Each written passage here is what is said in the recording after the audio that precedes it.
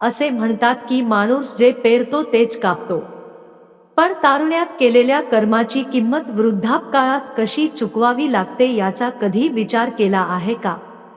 आणि त्याहूनही अधिक याचा आपल्या मुलांवर कसा परिणाम होतो? तरुणाईचे काही निर्णय आपल्याला त्यावेळी योग्य वाटतील, पण त्यांचे दूरगामी परिणाम कदाचित आपल्या कल्पनेपलीकडचे आहेत. ही कथा आहे त्या कर्तृत्वाची, ज्यांचे ओझे म्हातारपणात आपण नाही तर आपल्या मुलांनी उचलले आहे. पापांचा परिणाम फक्त आपल्यावर होतो का, की आपल्या भावी पिढ्यांवरही त्यांची सावली पडते? चला, हे कटू सत्य जाणून घेऊया आणि खरंच आपल्या कर्माकडे वेळीच लक्ष द्यायला नको का याचा विचार करूया. तर चला जाऊया, अशी कथा सुरू करूया जे आपल्याला विचार करायला लावेल. ही कथा फक्त त्यांची नाही, कदाचित ते आमचे देखील असू शकते, पण पुढे जाण्यापूर्वी ते आम्ही तुम्हाला गरुड पुराणात सांगतो. कथा आहे असे म्हणतात, किंवा शिक्षण अर्धवट सोडले तर ते पापाच्या श्रेणीत येते. त्यामुळे आपणास विनंती आहे की व्हिडिओ शेवटपर्यंत पूर्ण पहा. आणि जर तुम्ही सनातनी असाल तर कृपया व्हिडिओला लाईक करा आणि चॅनल सबस्क्राईब करा. चला तर मग कथा सुरू करूया. वर्षांचे सत्यप्रकाश जी आपल्या कुटुंबासह गावात राहत होते. काही वर्षांपूर्वीपर्यंत तो खूप निरोगी आणि उत्साही होता, मात्र 4 वर्षांपूर्वी पत्नीचे निधन झाले. या वियोगाचा त्याच्या जीवनावर खोलवर परिणाम झाला. असा फटका त्यांच्या आरोग्याला आणि मानसिक स्थितीला बसला होता की तो आतून तुटलेला आहे. त्याच्या शरीराची ओळख हरवली होती, डोळे खोलवर गेले आणि चेहऱ्यावर सुरकुत्यांचं जाळ होतं. जरी त्याचे कुटुंब नातवंडांनी भरलेले होते, पण सत्य हेच होते की तो कोणालाही आपले म्हणू शकत नव्हता.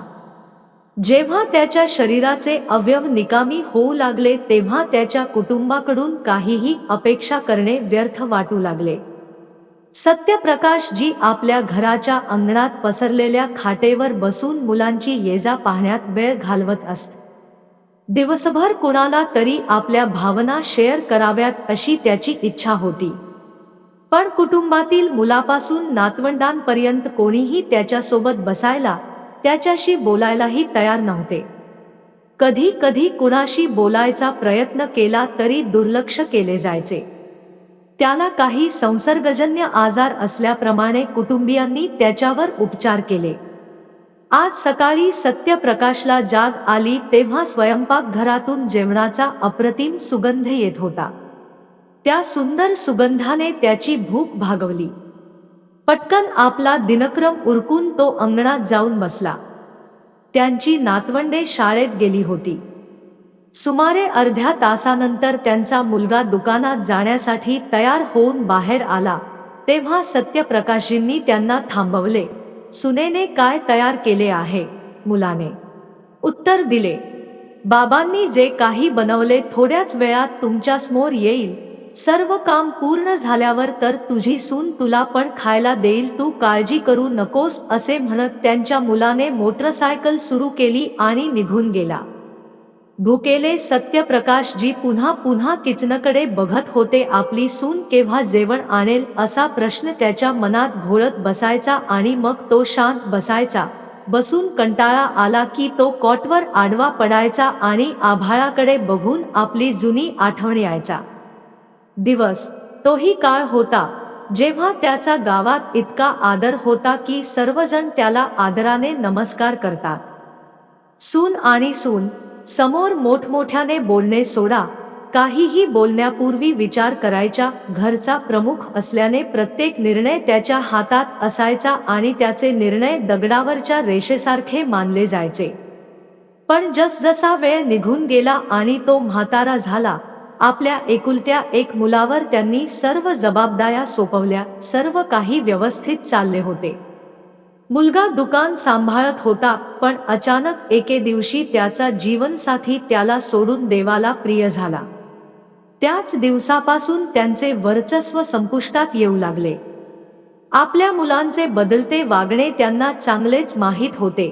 तोपर्यंत त्यांचे जीवन आदराने भरलेले होते, पण पत्नी गेल्यानंतर ते एकाकी पडले.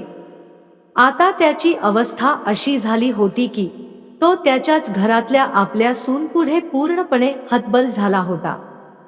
आपल्याच घरातल्या सुनेसमोर तो पूर्णपणे हतबल झाला होता. काही वर्षांपूर्वीपर्यंत दात आल्यावर थोडी भूक लागली की बदाम किंवा भाजलेले हरभरे चाखायचे. पण माझे दात निघून गेले आणि मी दादाजींसाठी बदाम आणि वेलचीचे दूध तयार केले. हे ऐकताच त्याला आपण संकटात सापडल्यासारखे वाटले. नातवाने जाऊन आपल्या सुनेला सांगितले की सून रागाने लाल होऊन स्वयंपाकघरातून बाहेर पडली आणि तिच्या कठोर शब्दात, तुम्ही सत्यप्रकाशजींना कठोर शब्द बोललात, पण बघा, असं वाटतंय.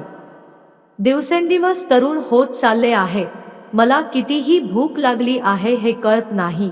कितीही शिजवून खायला दिले तरी माझे मन तृप्त होत नाही. माझे पाय थडग्यात लटकत आहे, पण मला अजून तृप्त होत नाही. राम भजन गाण्याच्या वयात या. ते जेवण देतात, दूध आणि भाजी आणतात, घरातील छोटी मोठी कामेही करतात, पण इथे ते दिवसभर बसून ऑर्डर पाळतात. सुनेच्या या कडू शब्दांनी सत्यप्रकाशजी यांच्या हृदयाला छेद दिला. बदामाच्या दुधाची इच्छा कुठेतरी हरवली होती. अंगाने कणखर असलेला त्यांचा मुलगा बायकोच्या टोकदार बोलण्यापुढे गप्प बसायचा. कधी त्याने वडिलांच्या बाजूने काही बोलण्याचा प्रयत्न केला तर तो स्वतः पत्नीच्या रागाचा बळी ठरायचा. शेवटी त्याला माफी मागावी लागली असती आणि त्याला विविध प्रयत्नांनी आपल्या पत्नीला शांत करावे लागले. प्रकरण मिटल्यावर पती पत्नी दोघांनी मिळून वृद्ध वडिलांना आणखी गोष्टी सांगण्यास सुरुवात केली. तो शेवटचा दिवस होता जेव्हा सत्यप्रकाशजी यांनी त्यांच्या सुनेला काहीतरी खायला सांगितले होते. त्या दिवसापासून त्यांनी आपल्या भाषणाला कुलूप लावले. समोर जे आले ते आम्ही मूकपणे खायचो, नाहीतर आम्ही उपाशीच बसलो असतो. आज खूप उशीर झाला होता. सून अजून जेवण आणली नव्हती तेव्हा त्यांची सून रजनी एका हातात जेवण आणि दुसऱ्या हातात पाण्याचा ग्लास घेऊन बाहेर आली. काही बोलता तो आत गेला. भुकेने त्रस्त असलेल्या सत्यप्रकाशजींना खरंच घाई करावीशी वाटली नाही. सत्यप्रकाशजी त्यांच्या आयुष्याबद्दल निराश झाले होते. मनात विचार केला की हे परमेश्वरा, म्हातारपण हे खरोखरच नरकाचे द्वार आहे. नरकाकडे जाणारा प्रत्येक रस्ता येथून जातो असे दिसते. त्याच्या आवाजात वेदना दिसत होत्या. ना माझ्या अंगात पूर्वीसारखी ताकद उरली आहे, ना घरात माझी किंमत आहे. त्यांनी विचार केला, एकतर स्वाभिमान सोडावा आणि जिवंतपणे गुदमरून आयुष्य घालवावे किंवा मृत्यूला कवटाळण्यास तयार व्हावे. त्याची प्रकृती ढासळू लागल्याने काळजी वाटू लागली. त्याने आपल्या मुलाला हाक मारली, मुला, खोकल्याने मला खूप त्रास दिला आहे. त्यावर, मी दम्याचा रुग्ण आहे आणि पंप देखील निकामी झाला आहे. मला डॉक्टरांकडे घेऊन जा. नंतर माझ्या वडिलांची तब्येत खराब आहे, तिकडे जायचे आहे, लवकर तयार व्हा, असे म्हणत रजनी खोलीत गेली. सत्यप्रकाशजी यांचा मुलगाही काही बोलला नाही. पत्नी व मुलांचा तो सासरच्या घरी गेला. सत्यप्रकाशजी कॉटवर बसून राहिले. मधून मधून खोकला, पण ऐकायला कोणीच नव्हते. थोडा वेळ डोळ्यांना लावल्यानंतर माझ्या खोकल्याला थोडा आराम मिळाला. मला जाग आली तेव्हा दुपारचे 12 वाजले होते. भुकेने पोट हाकत होते. त्यांना वाटलं की सुनेने नाश्ता बनवला असेल.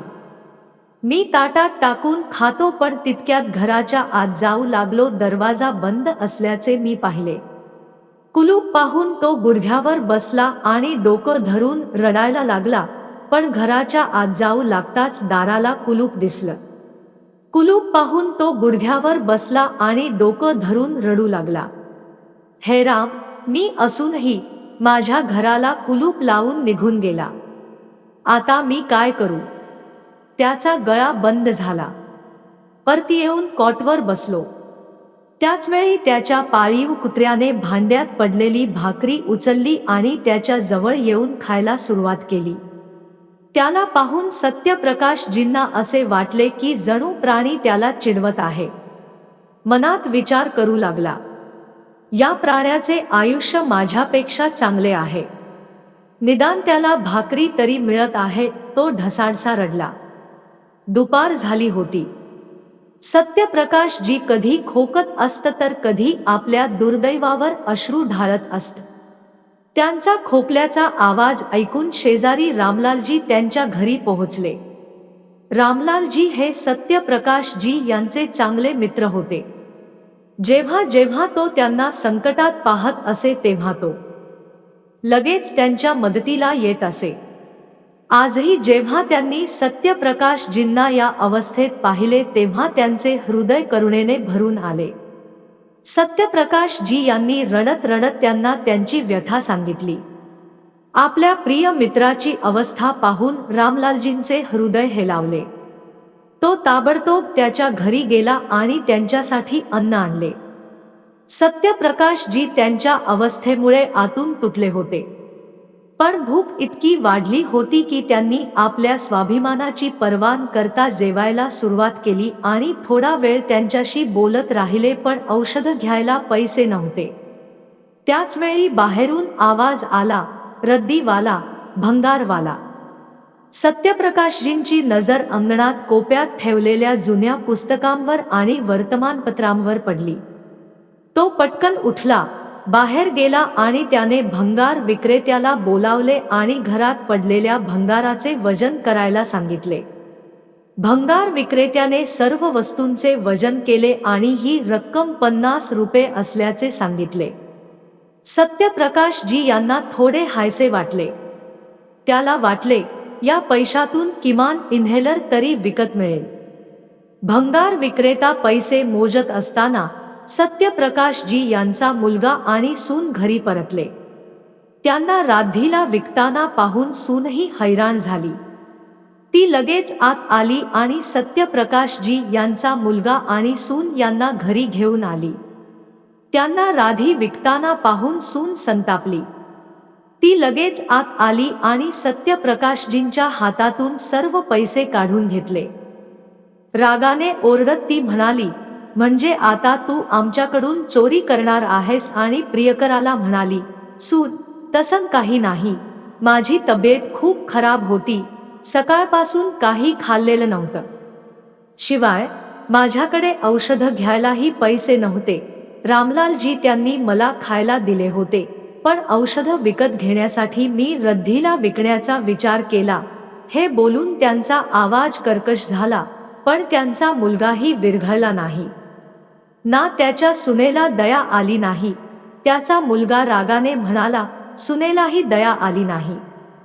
त्यांचा मुलगा रागाने म्हणाला, बाबा, तुम्हाला एक वेळचे जेवणही मिळाले नाही तर तुम्ही शेजाऱ्यांकडे जेवण मागायला गेलात, असे काही झाले नाही.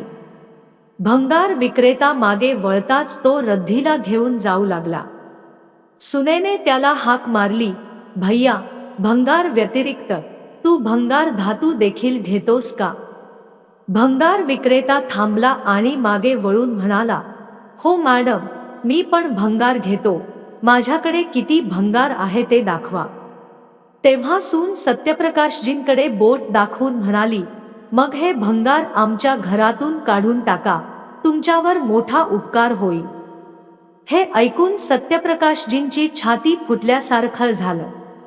त्याचे हृदय हादरले आणि तिथे उभ्या असलेल्या रद्दी विक्रेत्याचे आश्चर्य थांबवता तो कधी सत्यप्रकाशजींकडे पाहत होता, ज्यांचा सुरकुतलेला चेहरा दुःखाने भरलेला होता, तर कधी सत्यप्रकाशजींकडे रागाने पाहत असलेल्या आपल्या सुनेकडे.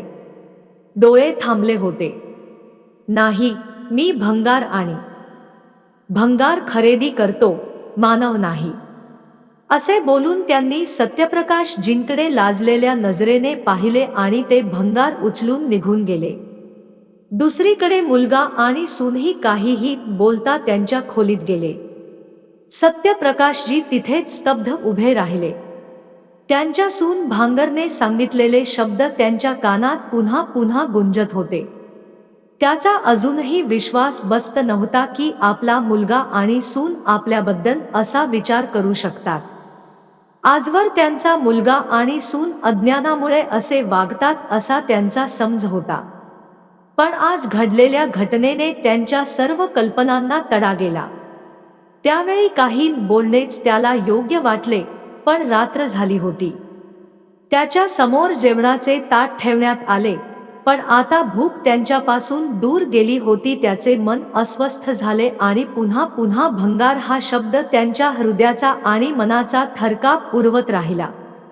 सत्यप्रकाश जी यांनी मनातल्या मनात देवाला प्रार्थना केली, हे राम, या जगण्याचा काय अर्थ उरला?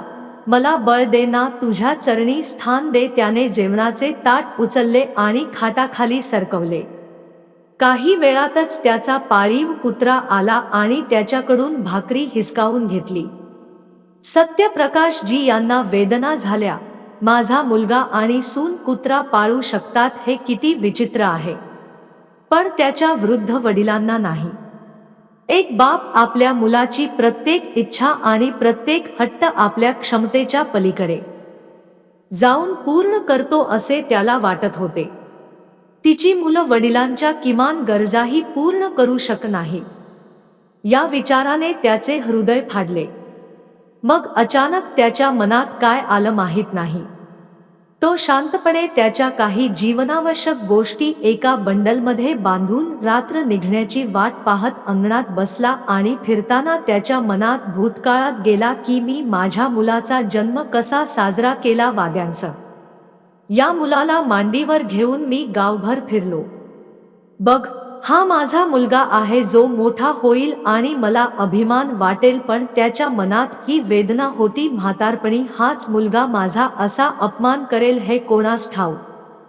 माझ्या स्वाभिमानाचे तुकडे होताना मी पाहू शकत नाही.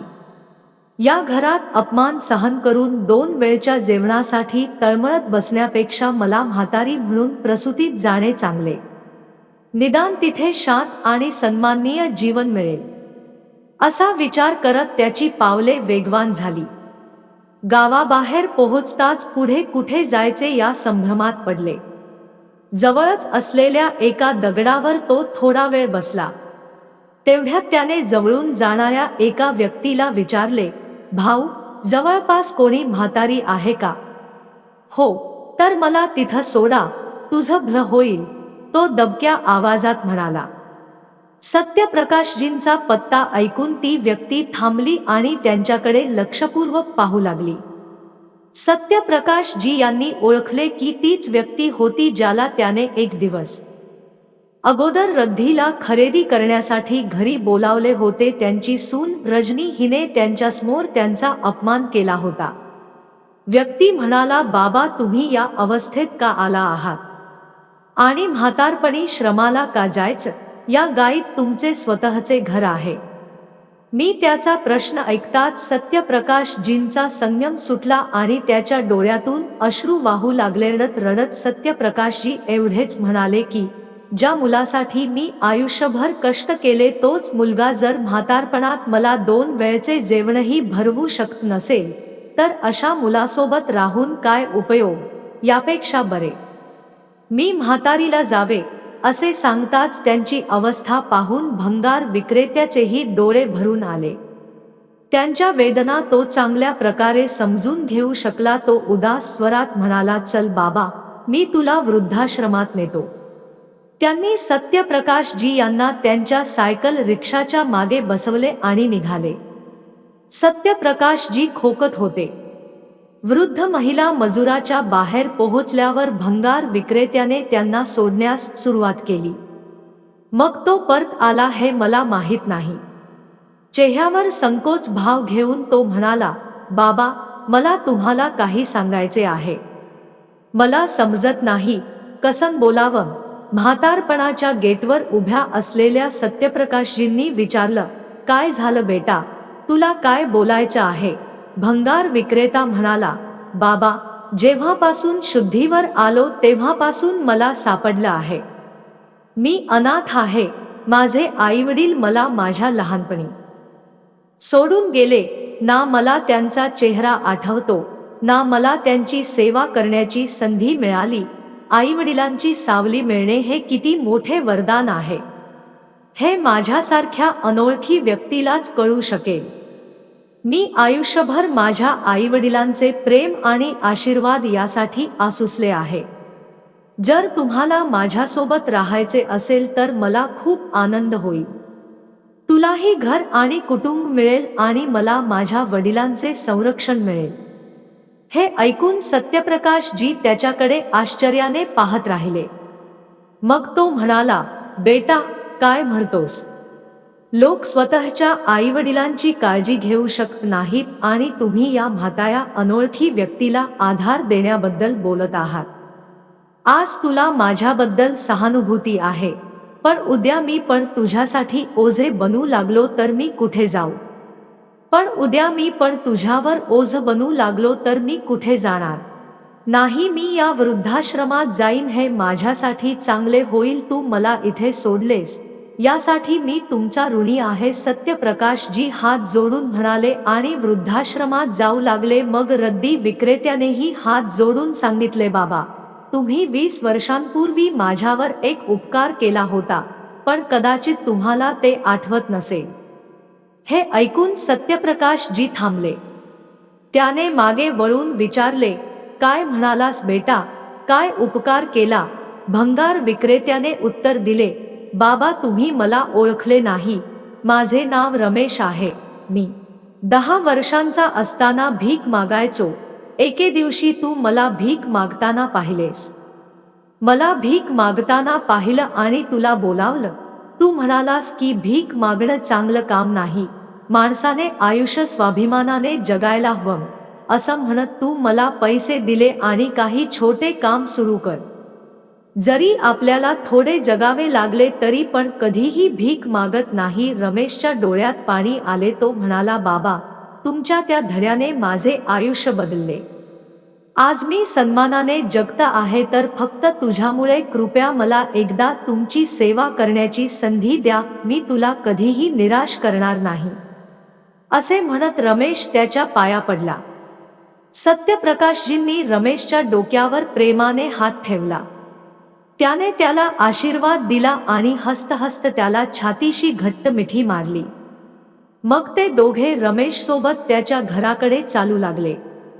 घरी पोहोचल्यावर रमेशने बाबांना अंगणात ठेवलेल्या कॉटवर बसवले आणि पटकन आत जाऊन बायको आणि मुलांना बाहेर बोलावून घेऊन आले. बाहेर येताच रमेश यांनी त्यांच्या कुटुंबाची सत्यप्रकाशजींशी ओळख करून दिली आणि म्हणाले, हे माझे बाबा आहे.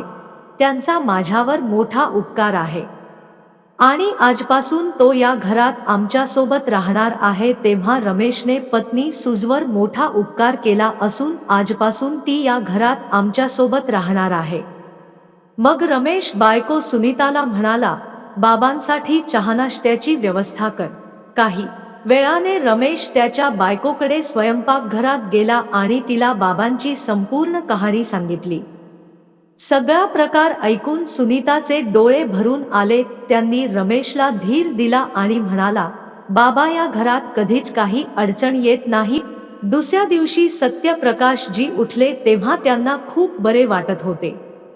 रमेशने त्याच्या आंघोळीची सर्व व्यवस्था आधीच करून ठेवली होती आणि त्याला लागणाऱ्या वस्तूही त्याने बाजारातून आणल्या होत्या. रमेशची सेवाभावना पाहून सत्यप्रकाशजी त्यांच्याकडे पाहतच राहिले.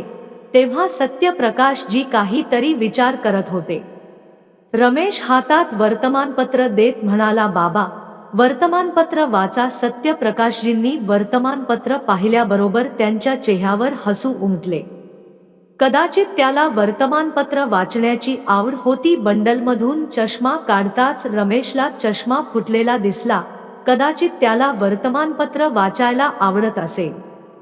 त्याचा चष्मा तुटल्याचे रमेशने पाहिले. सत्यप्रकाशजी यांनी तोच तुटलेला चष्मा घातलेला वर्तमानपत्र वाचण्याचा प्रयत्न करत आहे, पण त्याला वाचण्यात खूप अडचण येत होती. कामावर जाण्यापूर्वी रमेशने बाबांचा तुटलेला चष्मा सोबत घेतला. संध्याकाळी परत आल्यावर त्याला त्याच नंबरचा नवीन चष्मा मिळाला. सत्यप्रकाशजी त्यांच्या खोलीत पडून होते. रमेश खोलीत आला आणि हसत म्हणाला, हे घ्या बाबा, आता तुम्हाला वर्तमानपत्र वाचायला काही त्रास होणार नाही.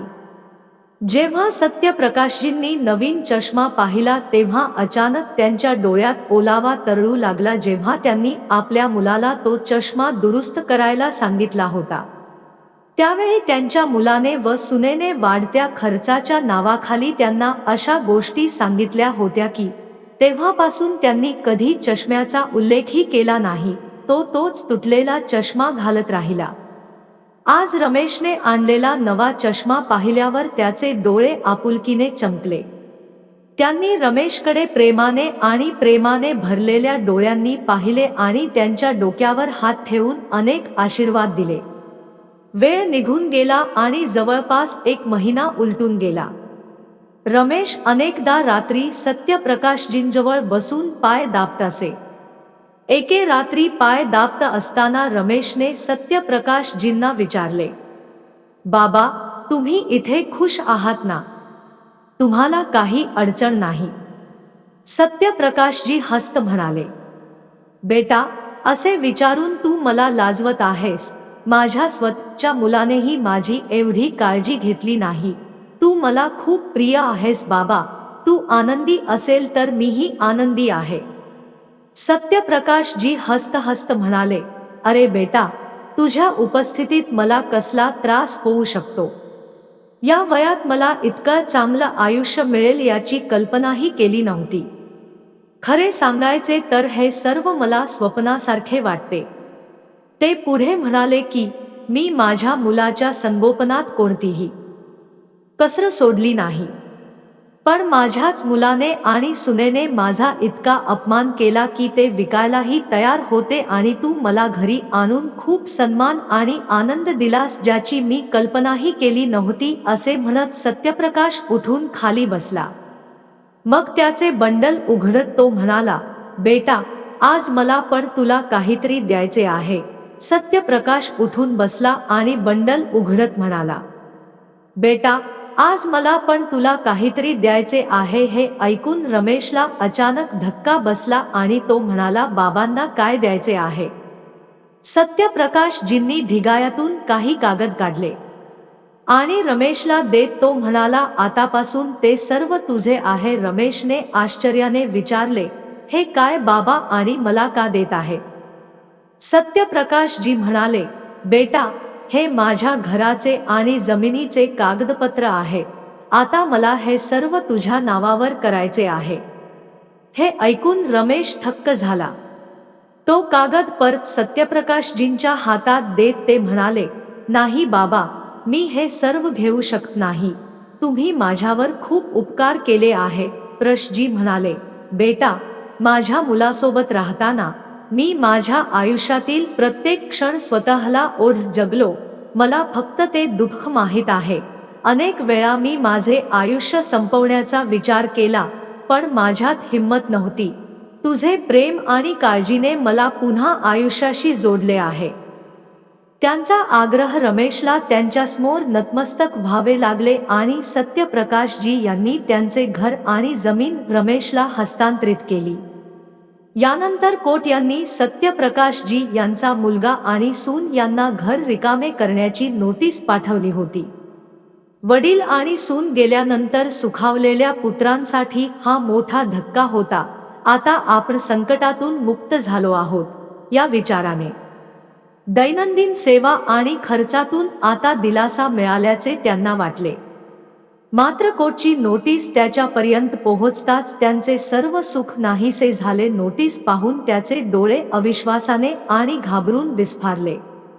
घाबरून त्याचा मुलगा मदतीसाठी इकडे तिकडे धावला। कधी ते सत्यप्रकाशजींचे मित्र रामलालजी यांच्याकडे गेले, कधी गावच्या सरपंचाचा मुलगा मदतीसाठी इकडे तिकडे धावत गेला, कधी तो सत्यप्रकाशजींचे मित्र रामलालजी यांच्याकडे गेला, कधी गावच्या सरपंचाकडे। रामलालजी यांनी त्यांचे मित्र सत्यप्रकाशजी यांना प्रत्येक क्षणी मरताना पाहिले। या संपूर्ण प्रकरणाची त्यांना माहिती मिळाली म्हणून त्याने त्या मुलाला खडसावले। ते म्हणाले की जो मुलगा आपल्या वडिलांचा आदर करतो, जो व्यक्ती 2 वेळचे जेवणही देऊ शकत नाही, त्याचा वडिलांच्या मालमत्तेवर अधिकार नसावा, असे सांगून त्यांनी सत्यप्रकाशजी यांच्या निर्णयाचे पूर्णपणे समर्थन केले।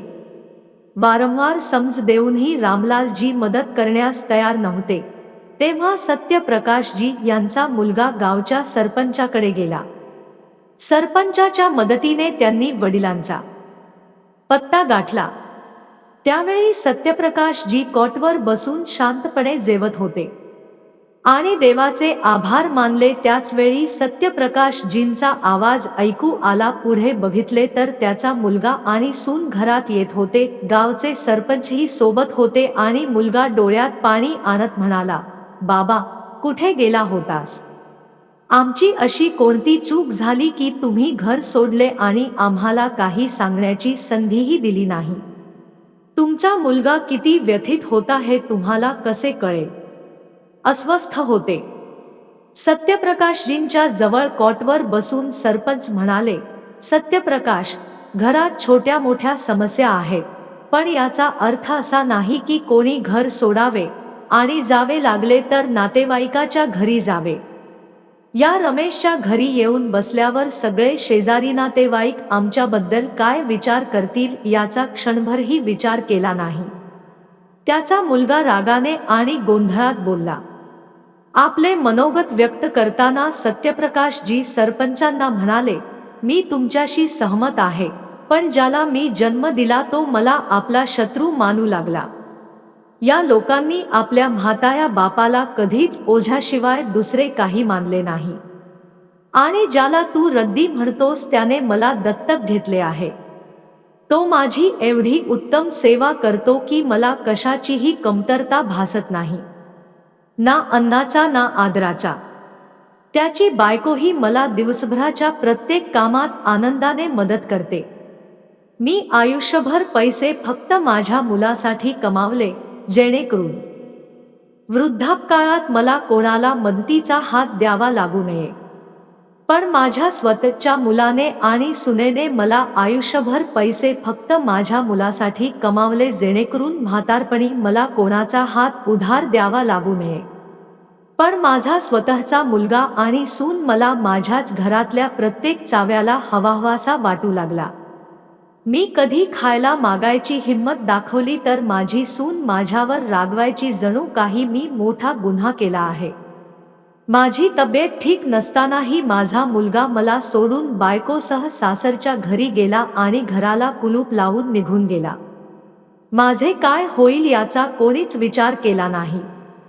शेजाऱ्यांनी येऊन मला खायला दिल्यावर माझा मुलगा आणि त्याची बायको माझ्याकडे भिकायासारखे बघून मला शिव्या दे असे म्हणत सत्यप्रकाशजींचे डोळे भरून आले आणि ते घशात अश्रू आणत म्हणाले, माझ्याकडे खोकल्याचे औषध घेण्यासाठीही पैसे नव्हते।